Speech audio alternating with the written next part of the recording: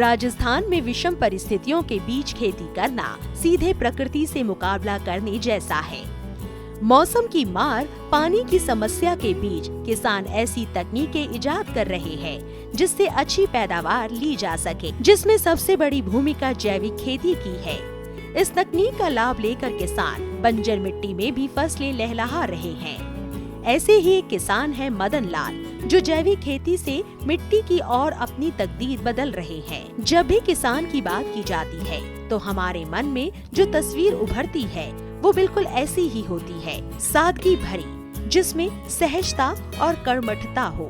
मिट्टी को सूंघकर उसके स्वास्थ्य का पता लगा रहे ये है किसान मदन लाल जाट, जो सीकर राजस्थान में अपने 5 एकड़ के खेत में जैविक फसलें उगा रहे हैं।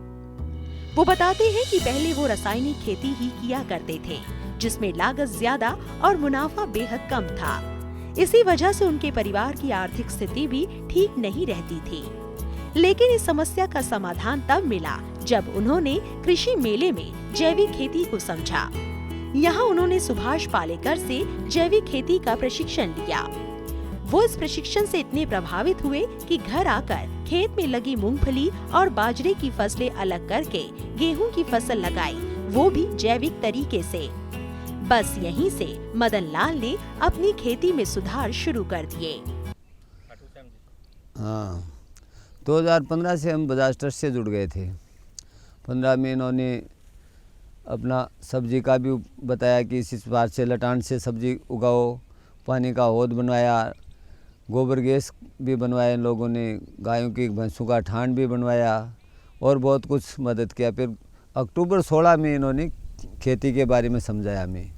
तो खाटू श्याम जी में गए हम, वहाँ सुभाष पालेकर जी ने 5 दिन का प्रशिक्षण दिया। मैं ददचित होकर मतलब उनका प्रशिक्षण ही सुनता रहा। आते ही उसी महीने में मूंगफली बाजरा था, वो निकाल के गेहूँ की बुआई की, प्याज लगाए, सरसों बाई, मेथी बाई, चना, ये हमारी फसल होती है। तो पहले साल तो थोड़ा कम हुआ क्योंकि वो उतना पूरा मेरे पास गाय भी नहीं था, चना भी उस टाइम नहीं था, वो कुछ पैसा भी नहीं था। दूसरी साल ज़बरदस्त फसल, बरसात के टाइम में पूरी फसल होती है। अनुभव इसका ऐसा किया कि अब की बार बाजरी पूरी निकल गई आड़ोसी पड़ोसी की, मेरी बाजरी पूरी खड़ी और 20 गाय भैंस है जिसको सब वो चारा पूरी टाइम का मिल गया इनको। बाजरी भी बहुत हुआ, गेहूँ भी हो रहा है और ज़मीन में भी सुधार हो रहा है। और फिर उन्होंने 17 में एक मेला लगवाया पुलिस ग्राउंड में सीकर में। तो वहाँ से हमको संपर्क में 1-2 ग्राहक मिले। वो अपने विश्वास के ऊपर उन्होंने अपने आप लेना थोड़ा शुरू किया। अब 2 साल से ये फसल भी सर्दी वाली भी बढ़िया हो रही है और बरसात की फसल में तो इस खेती में कोई दिक्कत ही नहीं आती है। इससे पहले 15 से पहले मैंने कभी 1 लाख रुपया दोनों फसलों का गिन के नहीं बचाया। अब दोनों फसलों के 2-3 लाख रुपए की फसल बेच देता हूँ, ये समझो।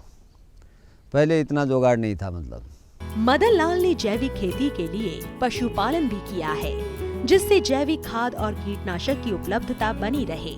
वो गाय के गोबर से बीजामृत, जीवामृत और खाद का इस्तेमाल करते हैं, जिससे मिट्टी की सेहत भी सुधर रही है और मदन लाल के आर्थिक हालात भी।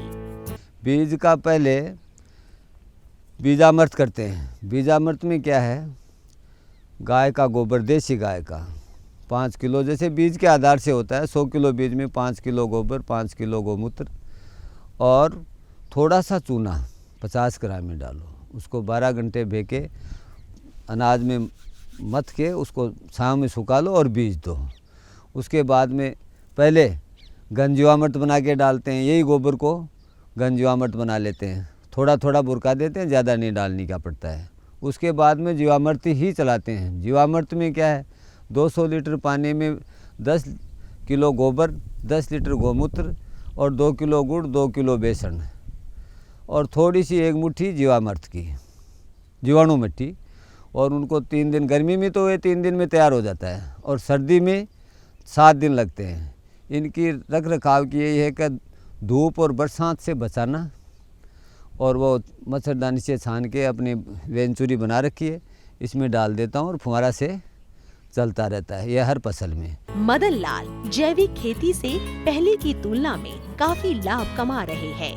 उनका कहना है कि जैविक खेती लागत को कम और मुनाफे में इजाफा करती है, जिससे आर्थिक समृद्धि होना लाजमी है।